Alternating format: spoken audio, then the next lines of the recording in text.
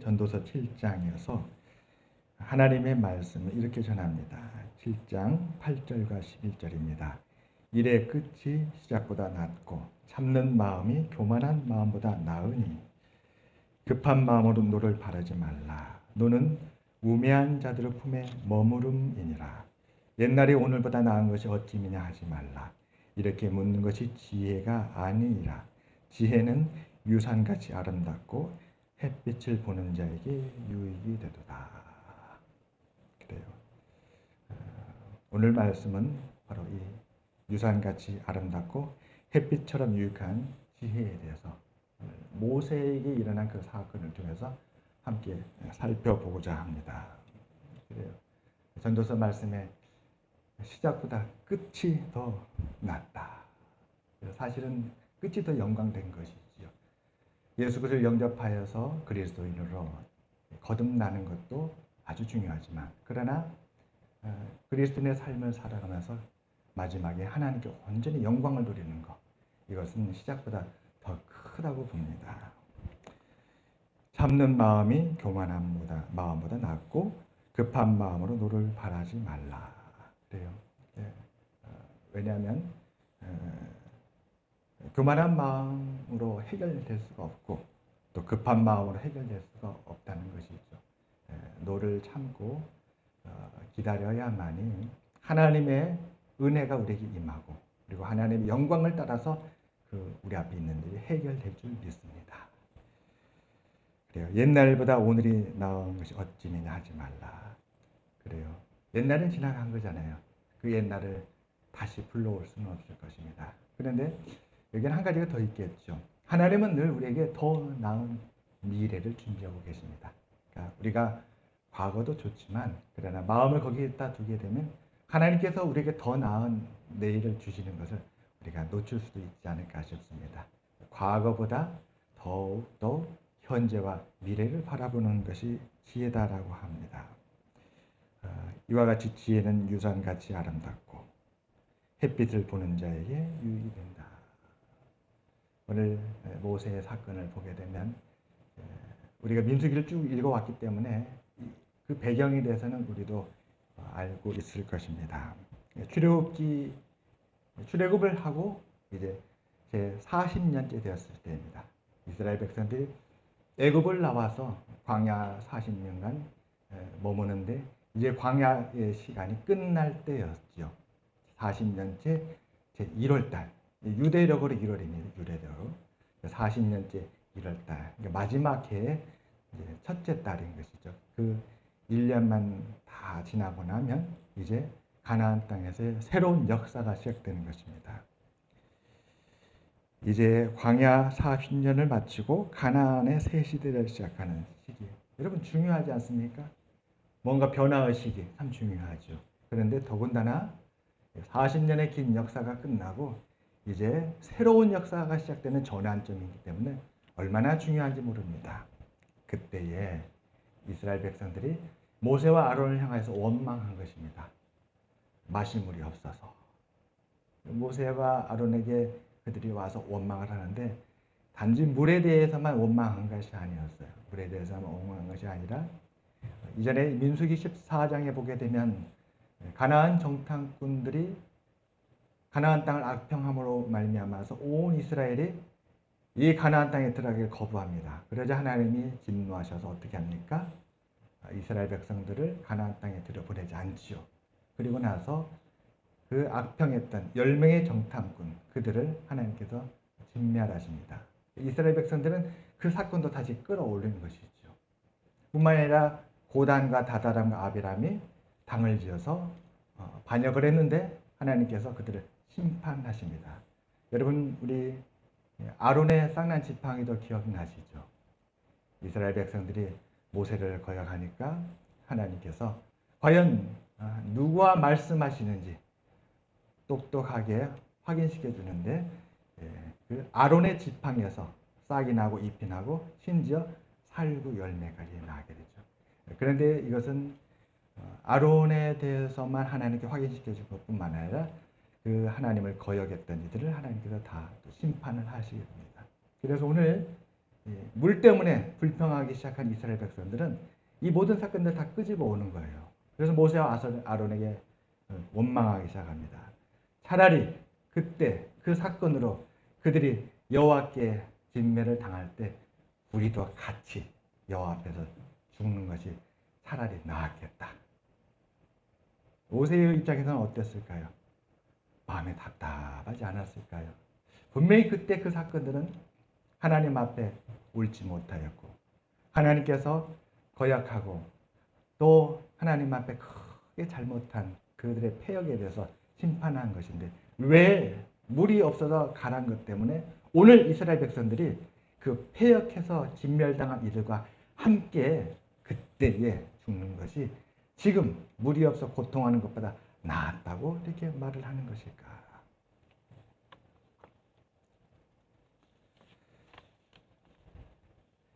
이 사건의 처리는 매우 중요했습니다. 왜냐하면 앞으로 가나안 땅에 들어갈 출애굽 2세대들의 미래와 관련되기 때문입니다. 가나안 땅에 들어가면 앞으로 이와 비슷한 문제를 만날 것입니다. 뿐만 아니라 이것보다 더 큰 어려운 문제를 만나겠지요. 그때 그 문제들을 풀어갈 믿음의 표대가 필요합니다. 우리들도 뒤로다 보면 중요한 사건들이 있었습니다. 그런데 그 사건들은 사건으로 끝나지 아니하고 교훈이 됐던 것이죠. 그래서 하나님은 그 교훈을 삼고 또 증표를 삼고 표식을 세우기를 원하십니다. 잊어버리지 않도록요. 우리가 여호수아 보게 되면 그 요단강을 건넜는데 하나님께서 그러잖아요. 요단강에 12돌을 세워서 이 요단강을 걷는 것을 후세대들이 알게 하라. 그리고 건넌 다음에도 어떻습니까? 여호수아에게 또 12돌을 세워가지고 후세대들이 이 12돌을 볼 때마다 그때 아담의 변방까지 그렇게 넘치던 이 요단강이 여호수아 때에 하나님의 은혜로 다 건널 수 있는 그 강이 끊어지고 멈춰서 이스라엘 백성들이 요단강을 육지와 같이 걸었던 것을 기억하게 했던 것이었습니다. 오늘 이 사건도 그런 중요한 의미가 있습니다. 출애굽이 끝나는 마지막 시점 이 40년에 또 새로운 가나안 시대를 시작해야 되는 이때에 이 사건을 어떻게 처리하느냐는 앞으로 나아가서 이제 이스라엘 백성들이 만나는 모든 문제들을 어떤 식으로 풀어야 될지 그 표대가 되며 그 40년의 마지막 마무리가 되기 때문에 그렇습니다. 모세와 아론은 이 사건의 처리를 통해 이제 그들이 앞으로 가나안 땅에서 어떻게 이스라엘을 인도하게 될 것인지를 보여줘야 합니다. 처음에는 모세와 아론이 참 지혜로웠습니다. 그들은 하나님께 엎드렸지요. 여호와의 판단을 기다린 것입니다. 그래요. 누군들 판단이 없겠습니까? 모세도 판단이 있고 아론도 판단이 있을 것입니다. 그러나 자신들의 판단을 다 내려놓고 하나님 앞에 먼저 엎드렸던 것이었습니다. 하나님께서 이 일을 판단해 주시기를 너의 행사를 여호와께 맡겨라. 그리하면 너의 경영하는 것이 이루어지리라. 하나님께서 선악간에 다 판단해 주실 걸 믿고 엎드렸던 것이었습니다. 그러자 여호와께서 판단의 말씀을 모세와 아론에게 이렇게 주십니다. 지팡이를 가지고 내 영 아론과 함께 회중을 모으고 그들의 목전에서 너희는 반석에게 명령하여 물을 내라. 내가 그 반석이 물을 내게 하여 회중과 그들의 짐승에게 마시게 할지니라. 하나님은 참 변함이 없으셨어요. 이전에도 처음 이스라엘이 애굽을 나와 광야에 들어왔을 때에 물이 없어서 기가를 할 때에 그때 하나님께서 반석에서 물을 내주지 않았습니까? 어떻게 해요? 모세의 지팡이를 통해서. 이제도 하나님은 이 모세의 지팡이를 통하여서 저 반석을 향해 명령을 하라는 것이었습니다. 그리하면 물이 나올 거다. 물은 모세가 내는 것이 아니라 하나님이 허락해 주시는 것이었죠. 참으로 하나님은 항상 이렇게 모세와 아론을 지도자로서 세우는 일을 해주신 것입니다. 여러분 우리가 출애굽기부터 레위기를 거쳐 민수기까지 쭉 읽어왔습니다. 하나님께서 이적을 베푸실 때에 이적에는 두 가지 뜻이 있었죠. 하나는 사랑하는 백성들을 독수리의 날개쳐 오름과 같이, 그리고 그들을 날개 아래 푸른 같이 그를 구원하는 것이었습니다. 또 하나는 이 사건을 통해서 모세와 아론을 세우시는 것이었습니다. 하나님은 이번에도 모세와 아론을 세워주시고, 또 물로 말미암아 기갈하며 또 삶의 고통으로 말미암아 힘들어하는 이스라엘 백성들을 하나님의 사랑과 아량과 자비로 품어주신 것입니다. 아까 우리 예윤미 집사님 기도하실 때에 어려움을 겪고 있는 우리 사랑하는 성도님들의 그 아픔을 생각하면서 하나님 앞에 탄원의 기도를 했습니다. 우리가 그 아픔과 어려움들을 서로 함께 나누고 또 서로를 위하는 마음으로 함께 기도하였습니다. 하나님의 같은 마음인 것이죠. 이스라엘 백성들은 아들이잖아요. 자녀이고 백성이고. 그들이 불평하는 것을 왜 하나님이 몰랐겠습니까? 그들의 마음에 패역한 것도 알고. 하지만 그러나 하나님은 그 자녀를 품어주셨습니다. 그리고 그들을 위하여서 하나님의 거룩한 영광을 반석의 물로 나타내시겠다고 말씀하신 것입니다. 그런데 모세는 결정적인 실수를 하게 됐죠. 지팡이로 반석에게 명하여 물을 내게 해야 되는데 지팡이로 그만 반석을 2번을 치고 말았습니다. 하나님의 영광을 나타내는데 영광을 나타내지 못하고 말았던 것이었습니다. 하나님의 영광을 그 순간 모세가 잊어버렸습니다. 그래요, 여러분. 우리는 참 완전하지 못합니다. 오직 완전하신 분은 하나님이시지요.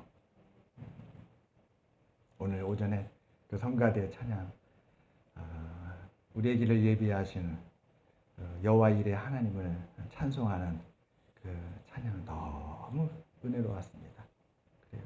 하나님이 우리를 위하여서 은혜를 예비하셔 주시기 때문에 우리에게 소망이 있는 거 아니겠습니까? 우리는 하나님께서 왕같은 제사장으로 선포해 주시고 그렇게 옷을 입혀 주셨기 때문에 왕같은 제사장이 된 것이죠. 예수 그리스도의 옷을 입었기 때문에. 하지만 그러나 그렇다고 해서 우리가 정말로 거룩하냐? 그렇지는 않습니다. 우리는 흠이 많고 정말 실수투성입니다. 오늘 모세도 끝까지 기도했었어야 돼요. 하나님께 엎드렸으면 끝까지 엎드려서 하나님의 말씀을 끝까지 받들고 그 말씀을 지키고 나갔어야 됐습니다. 그런데 하나님께서 관대함을 나타내시자 모세의 마음에 아마 빗장이 풀린 것 같아요. 그 마음의 경계함이 풀려서 그만 자기도 모르게 마음의 분노를 지팡이를 통해서 쏟아낸 것이죠. 인간의 연약함을 다시금 보게 됩니다. 하나님은 그러한 모세에게 12절에 이렇게 말씀하십니다. 여호와께서 모세와 아론에게 이르시되 너희가 나를 믿지 아니하고 이스라엘 자손의 목전에서 내 거룩함을 나타내지 아니한 고로 너희는 이 회중을 내가 그들에게 준 땅으로 인도하여 드리지 못하리라 하시니라. 그래요. 얼마나 모세는 이 가나안 땅에 들어가고 싶었는지 모릅니다. 그리고 사실 가나안 땅에 들어갈 제1번 가장 공로가 큰 사람은 모세 아니겠습니까? 애굽을 나갈 때도 모세가 가장 일을 썼고 광야 40년도 얼마나 모세가 이스라엘 백성들 읽고 애를 쓰고 수고했습니까? 모세야말로 저 가나안 땅에 당연히 들어갈 만한 업적과 공로와 수고가 있었던 사람이었습니다. 그러나 하나님은 모세를 사랑했습니다. 모세의 사명을 하나님은 여기서 맞춰주시고 가나안 땅에 들어가지 못하게 하였습니다. 물론 하나님은 모세를 이 사건으로 인해서 그에게 이와 같이 모세를 징계하시고 처벌하시고 또 모세의 잘못에 대해서 분명히 하나님께서 말씀하셨습니다. 이것은 모세의 잘못이 분명합니다. 그러나 하나님은 모세에게 향한 이 일조차도 온 이스라엘을 위해서 하신 말씀인 줄 믿습니다. 기도자에게 하신 하나님의 거룩한 말씀을 통해서 온 이스라엘이 어떻게 되겠습니까? 하나님이 아끼시는 지도자도 하나님께서 의로운 말씀으로 판단하시건만 우리 백성들은 얼마나 하나님께서 그 의로운 말씀으로 판단하실까. 그때의 이스라엘 백성들은 과거의 아픔과 앙금을 다 잊었을 것 같아요. 이들이 목말라서 모세에 가서 막 원망을 할 때에 그 원망 속에는 40년 전에 그 10명의 정탐꾼의 악평으로 말미암아 이스라엘 백성들이 하나님 앞에 울어 탄식하였는데 그 일에 하나님께서 이스라엘 백성들을 가나안 땅에 들어가지 못하게 한 것.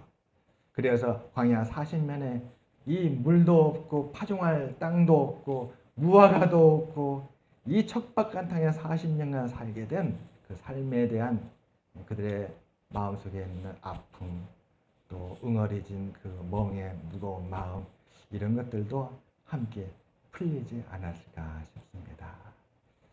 수고하고 무거운 짐진 자들아 다 내게로 오라. 내가 너희를 쉬게 하리라. 그래요. 하나님은 이스라엘 백성들의 아픔, 그들의 마음의 고통도 아셨고 또 모세가 그들과 함께하면서 얼마나 애쓰고 수고하고 힘든 일도 아셨던 것이지요. 누구보다도 모세를 저 가나안 땅에 데리고 가고 싶은 분은 하나님이셨을 것입니다. 그렇지만 그럼에도 의롭고 공의로운 하나님은 모든 것을 의와 공의를 따라서 판단해 주셨습니다. 사랑하는 여러분, 우리도 그 하나님께 우리의 삶의 판단을 맡기고 하나님을 의지하시기를 주님의 이름으로 축원합니다. 어떤 부분은 또 서운할 수도 있고 어떤 분은 은혜가 넘칠 수도 있어요. 그러나 이 모든 것은 하나님의 뜻 가운데 하나님께서 판단하실 것입니다. 세월이 지나가면서 모자란 것도 다시 채워주시고 또 남는 건 남는 것대로 나누어서 또 흘러 넘치게 해주시고 이 하나님께서 선악간에 다 판단해 주실 것입니다. 시편 106편 32절과 33절은 이때 이 사건을 이렇게 고백을 합니다. 그들이 또 무리바물에서 여호와를 노하시게 하였으므로 그들 때문에 재난이 모세에게 일어났나니 이는 그들이 그의 뜻을 거역함으로 말미암아 모세가 그의 입술로 망령되이 말하였습니다. 하나님께서 아셨다는 것이죠. 이스라엘 백성들의 잘못으로 말미암아 모세까지 함께 실수에 이르게 됐다. 그들이 뜻을 거역하니까 그들의 잘못이 모세의 마음에도 큰 힘이 되고 또 고통이 되어서 결국은 모세도 입술로 망령되이 하나님의 거룩함을 나타내지 못하고 도리어 여호와의 분노를 일으키게 했다. 이 시편도 이렇게 이것에 대해서 증거해 주고 있습니다. 하나님은 이 모든 일들 가운데서 유일하게 의를 이루시는 하나님이신 줄 믿습니다. 사랑하는 여러분, 우리들도 그 하나님을 바라보고 더욱 하나님께 우리의 삶을 맡기고 의탁하며 주를 바라보시기를 주님으로 축원합니다. 마지막으로 하나님은 친히 다시 거룩함을 나타내셨습니다. 오늘 말씀 13절이죠. 이스라엘 자손이 여호와와 다투었으므로 이를 무리라 하니라. 여호와께서 그들 중에서 그 거룩함을 나타내셨더라. 사랑하는 여러분, 하나님은 거룩함을 나타내시기를 원하시는 하나님인 줄 믿습니다.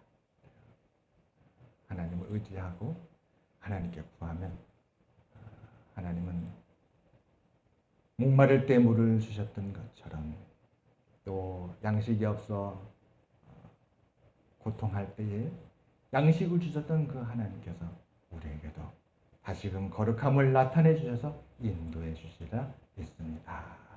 아멘. 우리 함께 기도드리겠습니다. 하나님 아버지, 참으로 연약하고 부족한 모세